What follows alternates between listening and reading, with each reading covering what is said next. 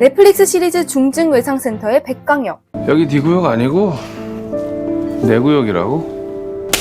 낭만닥터 김사부의 김사부, 골든타임의 최인혁, 한국 의학 드라마 역사의 한 획을 그은 세 작품의 실제 모델이 모두 같은 사람이라면 여러분 믿으시겠습니까? 정치인 앞에서, 그리고 언론 인터뷰 앞에서는 손석희 앵커보다도 더 냉철한 모습을 보이지만 자신이 수년 전에 치료한 환자 앞에서는 한 걸음이라도 더 다가가 그 환자의 사소한 것까지 다 기억하고 있음을 이야기하는 찐 낭만닥터 이국정 교수님. 굉장히 심각한 상태다. 큰 병원들한테 전화를 했는데 다들 못하겠다고. 그 중에서 딱 한 곳, 저희만 믿고 보내달라고. 병원 생활 이후에는 오늘 처음입니다. 너무 뵙고 싶었겠다. 그런데 돌아버릴 것 같아요, 정말. 진짜 정신병 걸릴 것 같아요. 요즘 이게 제가 잘못한 것 같아요. 오늘 제가 한 얘기에서 단 한마디라도 틀리거나 거짓된 게 있으면 제가 감방해가지고 좋아요. 쉽게 말씀드리면 저는 정말 이번 생은 망한 것 같아요. 환자를 살리는 것 외엔 다른 목표가 없었던 그에게 도대체 무슨 일이 있었길래 스스로를 유통기한이 지나 폐기 직전인 편의점 김밥 같다고까지 표현했던 걸까요? 이국정 교수님의 아버지는 6.25 참전 용사셨어요. 지뢰가 폭발하면서 날아온 파편에 왼쪽 눈이 실명되고 팔과 다리에 큰 부상을 입으셨죠. 6.25 상위 용사로 구분되셨던 아버지는 불편한 몸 때문에 일자리를 구하기 쉽지 않으셨고 집안 사정은 늘 어려웠습니다. 어릴 때 기억이 좀 궁금해요. 좋은 기억들이 별로 없어가지고 어릴 때도 용돈 주시는 선생님도 한 분 선생님한테 계셨고 어려운 거 알아서 그렇겠죠. 몸이 불편하신 아버지에 대해 어린 국종은 중학생 때까지 친구들에게 그 사실을 비밀로 숨겼어요. 장애인에 대한 인식과 처우가 지금보다도 훨씬 열악했던 1970년대 친구들 사이에서 병신의 아들이란 소리가 듣기 싫었다고 훗날 이야기하는 그에게서 어린 시절에 깊은 상처가 보였습니다. 집안 내부 사정이 굉장히 안 좋았어요. 도저히 다닐 만한 상황이 안 됐어요. 학교를. 그래서 못 다니고 어정쩡하게 있다가 별별 생각을 다 했죠. 계속 다녀야 되는지 말아야 되는지도 모르겠고. 어느 날 어린 국종은 어머니와 함께 밤늦은 시각 사람들의 눈을 피해 주민센터로 갔어요. 상위 용사에게 보급하는 밀가루를 받아오기 위해서였죠. 캄캄한 밤, 가로등도 많이 켜져 있지 않았던 골목길을 무거운 밀가루 포대를 들고 걸어오던 모자는 급한 발걸음에 그만 밀가루를 쏟고 말았습니다. 어머니와 어린 국종은 길바닥에 쏟아져 버린 밀가루를 손으로 허겁지겁 주워 담았죠. 그 순간 어린 국종의 마음에 울컥하고 무엇인가가 터져나왔어요. 세상은 장애인과 그 가족에게 참 잔인하구나 하는 생각에 서러움이 복받쳤던 것이었습니다. 한국에서 계속 살 것 같지도 않았고 군대 그럼 빨리 마치고 그냥 이민 가자 이런 생각. 상위 용사 가족에게 지급하는 노란색 의료카드를 들고 병원에 가면 진료 거부를 당하기 일쑤였어요. 노란 카드를 내미는 어린 국종을 병원의 간호사들은 여긴 그거 못 써요. 왜 여기까지 와서 이래? 다른 병원 알아보세요. 라며 차갑게 냉대했죠. 평소 앓고 있던 축농증이 심해져 학교에서 교과서를 보는 것조차 힘들어진 국종은 너무나 암담했습니다. 세상의 잔인함으로부터 상처받아 너덜너덜해진 마음을 안고 마지막으로 찾아간 한 병원. 김학산외과라고 쓰여진 병원에 문을 열고 들어간 국종은 떨리는 손으로 노란색 의료카드를 내밀었어요. 의사 선생님은 어서 안으로 들어와요 하며 어린 국종을 정성스럽게 치료해 주셨습니다. 지금도 기억이 나는데 저희를 되게 잘 봐주시던 선생님들이 계셨거든요. 성함이 아직도 기억나요. 김학산 외과라는 분도 계셨고 웬만큼 어렵고 그런 분들한테는 그때 당시에도 별로 돈을 막 안 받고 그러셨어요. 치료를 받은 국종은 자신을 차갑게 대했던 다른 병원과는 달랐던 의사 선생님이 의아했어요. 그래서 이 카드를 보시고도 치료해 주시네요 라고 했죠. 그러자 선생님은 왜 네가 그런 걸 걱정하니? 하며 치료뿐만 아니라 어린 국종에게 용돈까지 쥐어주셨습니다. 어린 국종은 김학산 선생님을 보며 와, 의사는 정말 멋진 직업이구나. 다른 일을 하면 돈 버는 일 따로, 좋은 일 따로 해야 되는데 의사가 되면 돈도 벌고 좋은 일도 동시에 할 수 있겠다 라는 생각이 들었어요. 환자를 한 명 한 명 잘 봐주면 그 사람들이 나중에 사회로 돌아가서 무슨 일들을 할 수 있잖아요. 선생님들이 이렇게 하시는 진료 행위 자체를 보면 그 자체가 그냥 봉사인 것처럼 이렇게 느껴지더라고요. 굉장히 어린 나이였는데도 이렇게 마음속으로 되게 감사함을 많이 느꼈던 것 같아요. 나는 크면 절대 아픈 사람을 아프고 힘들게 내버려두지 않을 거야 라는 생각과 함께 어린 국종은 의사의 꿈을 갖게 됩니다. 의사를 꿈꾸게 된 국종은 열심히 공부했어요. 그러나 어려운 집안 사정은 그가 공부에만 집중하기엔 어렵게 만들었죠. 그때 고등학생 국종과 함께 의사를 꿈꾸며 공부하던 고등학교 동창이 있었습니다. 그의 이름은 정용식. 함께 공부하며 국종의 어려운 집안 사정을 알게 된 용식과 그의 가족들은 국종이 공부를 이어갈 수 있도록 도와주었어요. 제일 큰 요인은 그때 친구였어요. 친구. 고등학교 때도 친하고 대학 와서 그 친구 아니었으면 이 과정 졸업도 못했겠다 싶은 친구가 있는데 용식과 함께 공부하는 것이 좋았던 국종은 용식이 아주대학교 의과대학을 지원했다는 이야기를 듣고 자기도 같은 대학에 지원해요. 고등학교에 이어 대학에서까지 동기가 된 국종과 용식. 의대생 국종은 전공을 정할 때가 되었지만 큰 고민이 없었습니다. 용식이가 외과에 지원했기 때문이었죠. 그 친구가 또 같이 좀 하자 그래서 친구 따라서 외과를 간 거예요. 스스로 원망했죠. 그렇다고 이걸 따라하고 다니. 아주대도 용식이 따라서 지원, 외과도 용식이 따라서 지원. 용식이가 너무 좋았던 국종이 너무 귀엽지 않나요? 죄송합니다. 친구 용식과 그의 가족의 도움을 받으며 함께 공부를 해나간 그때부터 국종에게 동료가 가진 의미는 남달랐습니다. 노세노세 예과 때 노세를 지나 어느덧 본과 3학년이 된 의대생 국종. 약 1만장 분량의 시험 범위와 800시간의 공부 시간을 버텨내야 하는 의과대학 생활이었지만 친구와 함께였기에 국종은 즐거웠어요. 그런데 국종이 24살이 되던 해 국종의 집안은 그야말로 풍비박산이 나고 맙니다. 생계를 이어가는 것조차 어려워진 집안 사정에 국종은 도저히 의대 공부를 지속할 수 없었죠. 국종은 학업을 중단하고 입대를 하기로 결심합니다. 군의관으로 가려고 하니까 제가 중간에 학교를 잘 못 다니게 되거나 드랍이 되면 우선 진입 대상이 됐어요. 함상 근무하고 그랬죠. 외곽 경계도 쓰고 그랬죠. 그때부터 이어진 해군과 그의 인연. 해군 복무 중 그는 자신의 인생을 관통하는 또 하나의 가르침을 얻게 되는데요. 원칙을 지켜야 한다. 하는 데까지 최선을 다해서 옳은 것을 주장하며 굽히지 않는다. 안 될 경우를 걱정할 필요 없다. 다시 배를 타러 나가면 될 뿐. 나쁜 보직을 감수할 자세만 되어 있다면 굳이 타협할 필요 없다. 바다 위에서 배운 이 단순한 논리는 국종의 인생의 방향타가 되었고 다시 한번 친구 용식과 그 가족의 도움 덕분에 국종은 의대 공부를 마치고 의사가 될 수 있었어요. 어렵게 의대를 졸업한 국종은 드디어 의사 자격을 취득한 후 취업 전선에 뛰어들었습니다. 와, 드디어 고생 끝에 빛을 보는구나. 포기하지 않은 보람이 있어. 나도 이제 의사다 생각했던 국종은 망합니다. 국가고시만 패스하면 바로 의사가 될 수 있을 거라 생각했던 그에게 IMF의 광풍이 불어닥친 것이었죠. 대통령으로서 국민 여러분에게 참으로 송구스러울 뿐입니다. 대한민국의 경제는 그야말로 쑥대밭이 되었고 의료계 역시 그 폭풍에서 무사할 수 없었습니다. 의료인 해외 수출까지 이루어지고 있던 상황이었으니까요. 국내 상황이 너무 어려우니 해외라도 일자리가 있나 알아보았지만 국종에게는 그마저도 허락되지 않았어요. 간담체 외과를 전공한 그는 오랜 시간 어렵게 공부를 마쳤지만 자리가 없어 초조하기만 했습니다. 그때 국종을 지도해주셨던 담당 교수님이 우리 대학 병원에 외상외과가 새로 만들어진다는데 너 한번 해볼래? 라고 제안하셨어요. 외상외과가 무엇인지조차 제대로 알지 못했지만 일자리를 얻을 수 있다는 생각에 국종은 바로 외상외과 전공의 자리에 지원을 합니다. 의대생들이 기피하는 외과, 그 중에서도 아직 제대로 자리조차 잡지 못한 외상외과의 현실은 처참했어요. 사지가 찢겨나가고 생과 사를 넘나드는 환자들은 밀려왔고 그들을 받을 중환자실 병상은 턱없이 부족했습니다. 의료계에는 바이패스라는 시스템이 있는데요. 위중한 상태의 환자들을 치료할 여력이 없다며 큰 병원 혹은 타 병원으로 이송하는 조치를 의미합니다. 앰뷸런스에 실린 채 자신을 받아주지 않는 병원들을 이곳저곳 거쳐 아주대 병원 외상외과까지 온 환자들은 이미 살릴 수 있는 기회의 시간, 골든아워를 훌쩍 넘긴 채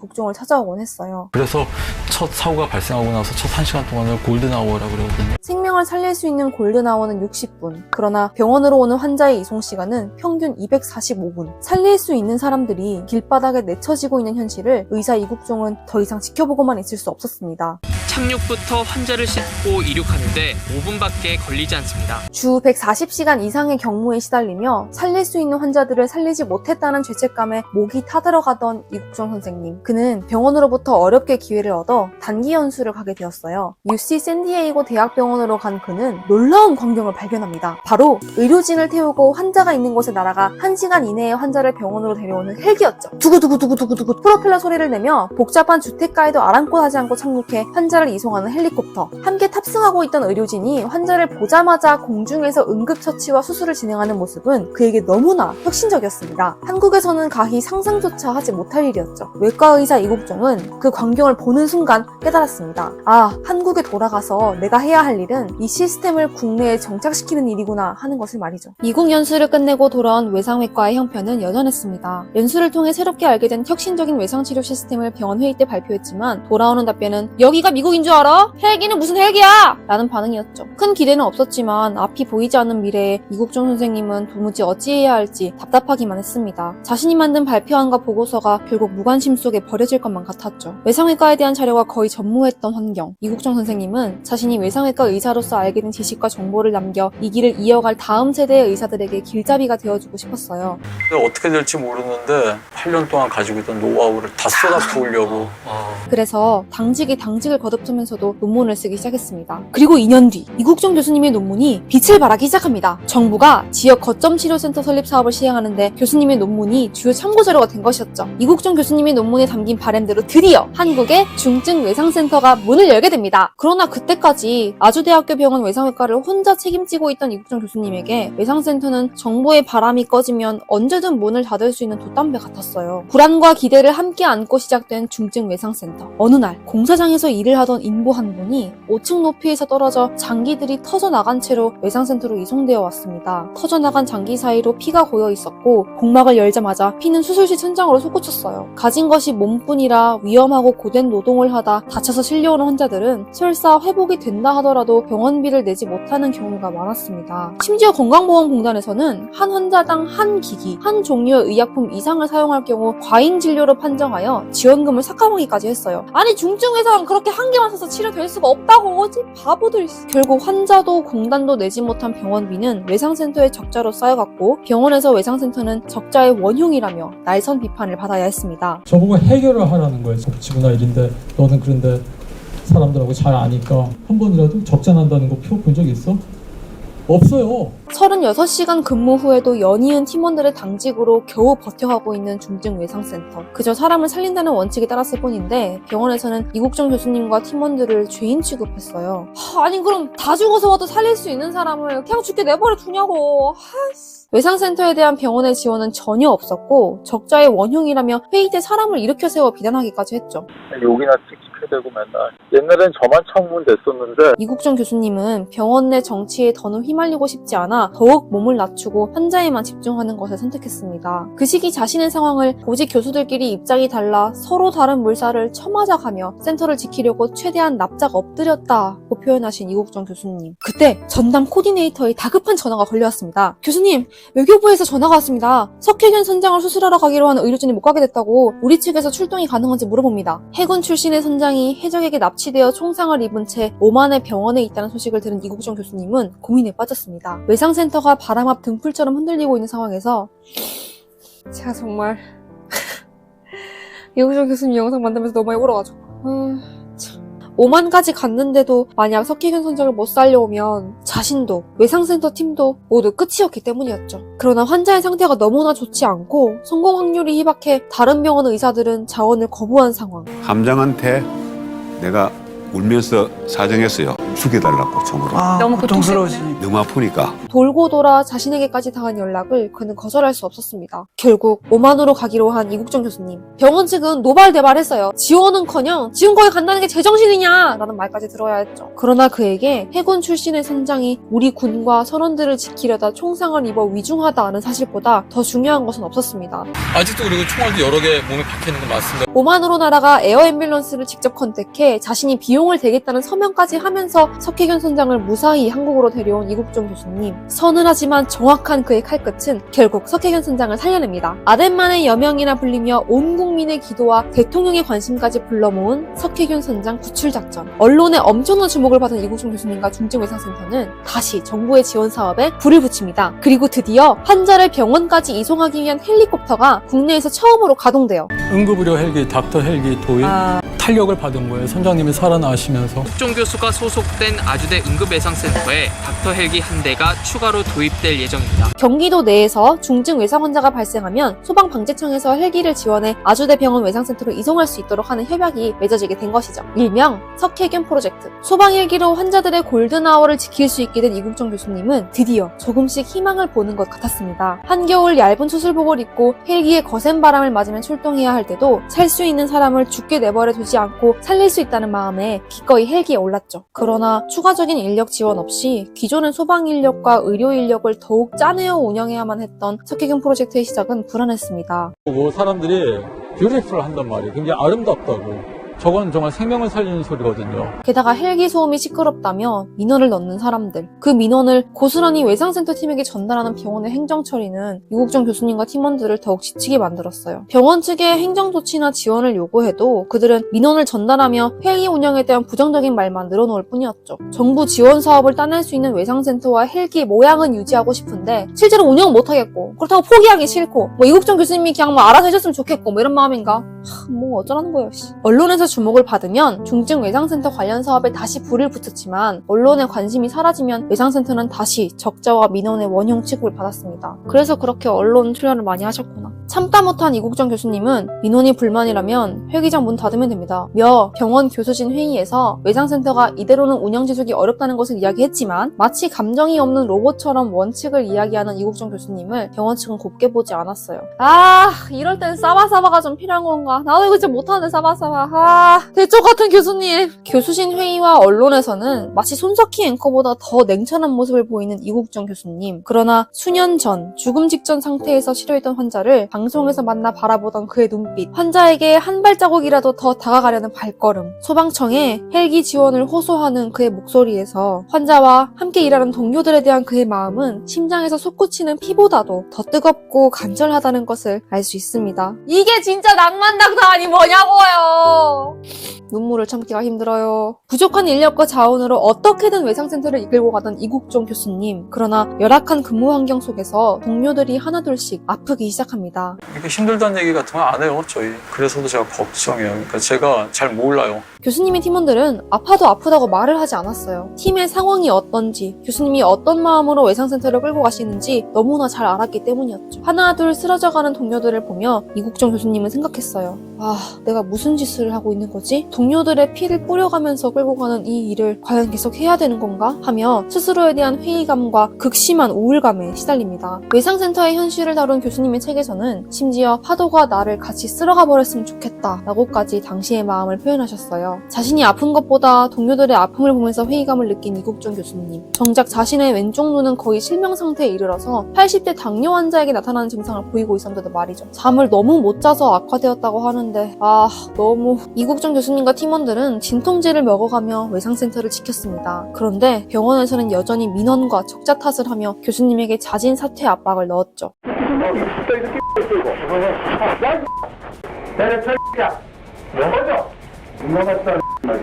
아주대학교 병원장이 이국정 교수님에게 욕설을 퍼부는 녹음 파일이 공개되면서 그동안 교수님이 받아오셨던 불합리함이 엄청난 화제가 되기도 했어요. 그런데 교수님은 그 병원을 떠나지 않았습니다. 도무지 이해가 안 가더라고요. 교수님 책을 읽으면서도 이런 말도 안 되는 환경에서 말도 안 되는 취급을 받는데 왜 안 떠나시지? 왜 안 그만두시지? 너무 답답했는데 교수님 반응이 직장 생활이니까 답답하고 그런 게 있다고 뭐 다 관둘 수는 없잖아요. 그 특별한 일을 한다거나 그런 생각은 아주 어려서 금방 정리했던 것 같아요. 라고 하셔서 솔직히 세대 차이인가? 개인보다 조직을 더 우선순위에 두시는 뭐 어떤 그런 MZ는 이해할 수 없는 어른들의 마음인가 했거든요. 그런데 알고 보니 이국정 교수님은 자신의 후배 정경원 교수가 외상센터를 스스로 이끌어갈 수 있을 때까지 버티신 거였더라고요. 화석으로 남을지라도 외상센터에 대한 기록을 남긴 것, 그리고 체계가 조금이라도 더 잡힐 때까지 그를 위해 센 물살을 내가 다 맞아주는 것. 병원장의 폭언도 버텨냈던 이국정 교수님이었지만 외상센터 간호사들의 인건비까지 가로챈 병원의 행태는 더 참지 않으시고 결국 사직을 하셨습니다. 피 같은 국가 예산을 내려보내주셨는데 병원 차원에서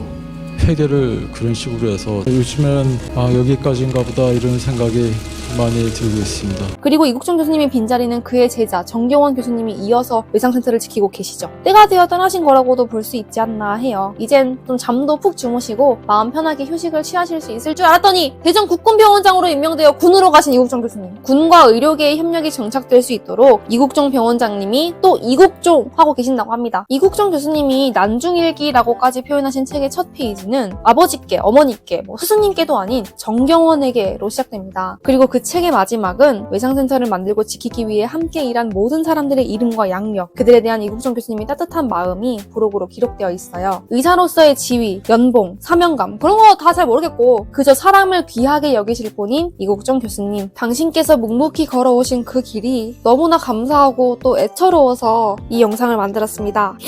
언젠간 저도 이국종 교수님이 바라시는 중증 외상의료 시스템에 실질적인 도움을 드리고 싶어요. 여러분 현금으로 기부하지 말고 헬기나 약품이나 뭐 의료기기로 지원해드려야 될 듯. 병원에 현금 기부한다고 다 외상센터로 가는 거 아니래요. 그리고 환자들과 동료들을 귀하게 여기시는 만큼 이국종 교수님 자신도 귀하게 여겨주세요. 자꾸 편의점 김밥 같다. 파도가 쓸어갔으면 좋겠다. 그러실 때마다 마음이 쿵 내려앉는다고요. 이 세상에 교수님 같은 분이 계신다는 것만으로도 힘이 됩니다. 감사해요. 혹시나 이 영상을 보신다면 부디 교수님이 하루에 10번의 행복을 드릴 수 있길 바랍니다. 그럼 오늘도 화이팅! 영상 끝까지 봐주신 모든 분들도 화이팅!